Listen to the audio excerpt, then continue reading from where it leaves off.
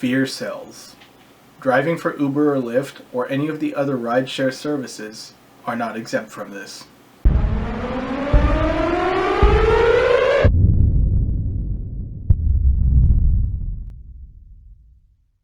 So there are a few things that I want to go over today.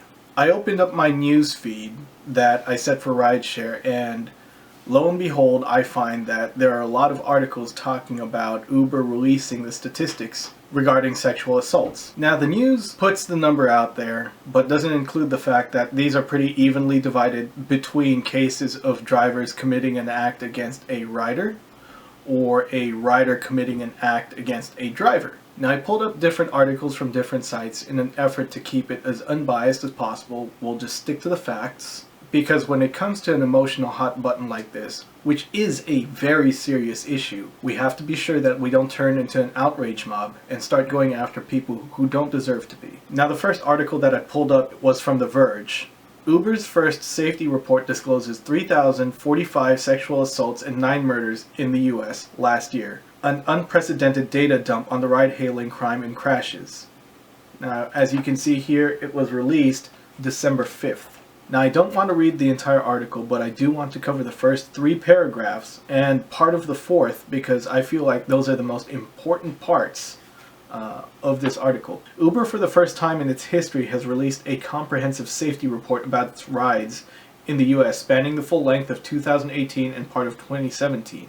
The report discloses that 3,045 sexual assaults occurred during Uber trips last year. Additionally, Uber says 9 people were murdered during Uber rides and 58 people died in auto-related crashes. Let's skip ahead. Now here's where it gets interesting. Uber says users took 3.1 million trips per day on its platform. Oh, come on. During the period between 2017 and the end of 2018 in which it was gathering data. And there were also 1.3 billion trips in total in the US last year. Uber says there were 36,000 auto-related deaths in 2018 and 20,000 homicides in 2017. To put the company's incident numbers in context, that's very important to keep in mind here.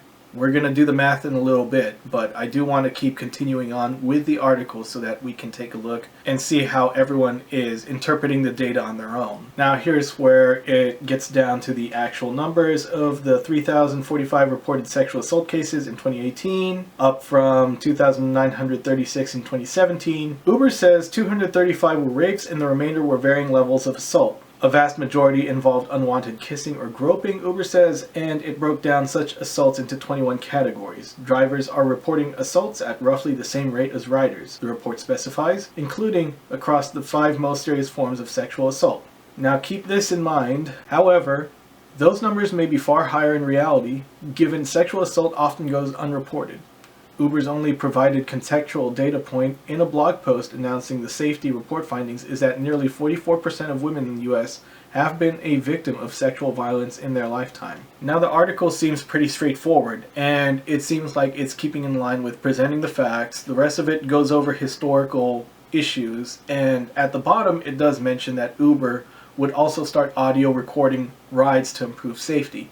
Let me go ahead and show you a shot of that. Notice that it says drivers and passengers won't be able to access the recordings. What happens apparently is that the driver starts recording, or the passenger, and that just kind of goes to their servers as part of a chain of evidence to make sure that nothing's lost, nothing can be edited. So it's going to be in their hands, it's going to be presented in its raw format, and it's there forever.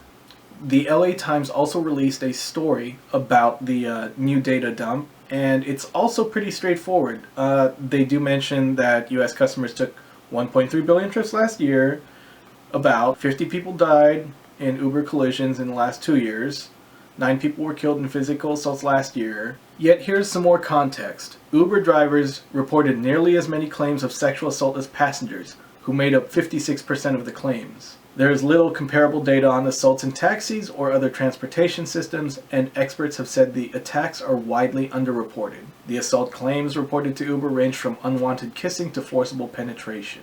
Now here's where it gets really dangerous. There are a lot of personalities on other social media platforms who have the blue checkmark seal of approval, who are going around making bold statements, essentially fear-mongering, scaring people. But so what? What does this mean? What happens is that these people tend to influence a lot of people who say, look at these guys protesting on all these different social media sites. Then they go on to say, we need to make a rule, we need to make a law, we can write this article. And it paints a lot of people into a really unfair corner. For one, there are a lot of people that need Uber, Lyft, or any of these other services because they have no transportation of their own. If you legislate these companies into oblivion, what happens to the people that rely on the service to get to and from work? As a driver, I've transported more than a few who are very grateful to be able to get to work on time. Now, of course, every reported case of sexual misconduct is definitely appalling. But let's not blow the scale out of proportion here. Let's go ahead and do some simple math.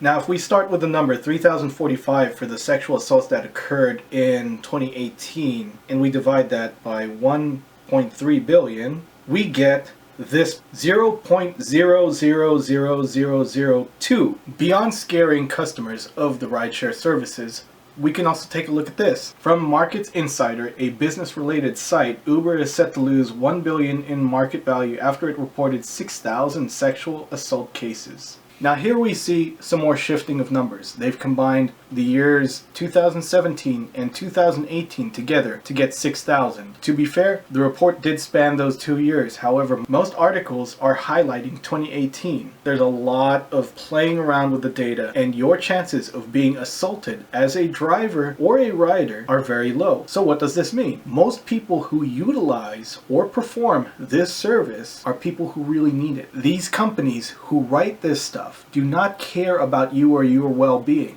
You are not in their industry. This is about selling clicks, selling likes, selling attention. Because that's what moves eyeballs. Eyeballs move ads, ads generate revenue. We have to think not only who rides for Uber, but who also drives for Uber. You have husbands, sons, mothers, fathers, cousins, nephews, aunts, uncles, everybody from every walk of life I've encountered in just the airport parking lot. From people trying to get by to immigrants trying to make something work. Because the fact of the matter is this, money is a necessity. Whether you want to go to college, whether you want to improve yourself, whether you need to pay bills, whether you want to get food. And there are some situations that you can find yourself in where it's not realistic to wait 2 weeks for a job that will now underpay you rather than driving for 12 hours straight on the weekend so that you can make a bill payment or so that you can meet a deadline. What's that saying? A bird in the hand is worth two in the bush? Okay, I can go ahead and chase those two at a later date, but that's not going to help me now. Sometimes when I need help now. I'm not the only one in this situation. There are plenty of other people in that situation. The quick pace of life and the outright hostility for you to be able to take some sick leave in some jobs also means that you're going to have to show up. Maybe you can't drive. Maybe you have a migraine. Guess what? Uber is going to be there. Because what are you going to do when you live in a major city on the West Coast, where everything was built around being a horse town in the 1800s. Everything is so far from each other. Walking, biking, or public transportation is not feasible unless you want to live in substandard, crime-riddled areas. And even then, if it takes you 3 hours, 4 hours to get to work, and then another 3 to 4 hours to get back from work, what time left do you have to actually get some rest, cook a meal for your family, and then get ready for the next day? It's very easy for young, affluent urbanites who have the luxury of being able to walk to work to criticize these companies or to lay the blame solely on the people who drive for it. And that's totally not fair. Now, is this a fair playing field? Of course not. But that's why we have to put our best foot forward whenever we engage each other on public forums or whenever we put a video out. We can't come off as the people that you don't want to ride with. We have to present ourselves as also being well informed. That driving for rideshare, it's a means to an end. Some people drive so that they can put some gas back into their car. Here's the thing. We can't keep silent about this.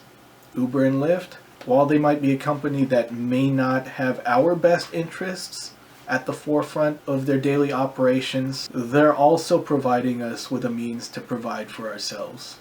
So, like I said, keep it clean. Let's show them how we really are in real life. Stay positive. Let's go out and make some money. I'll talk to you guys later.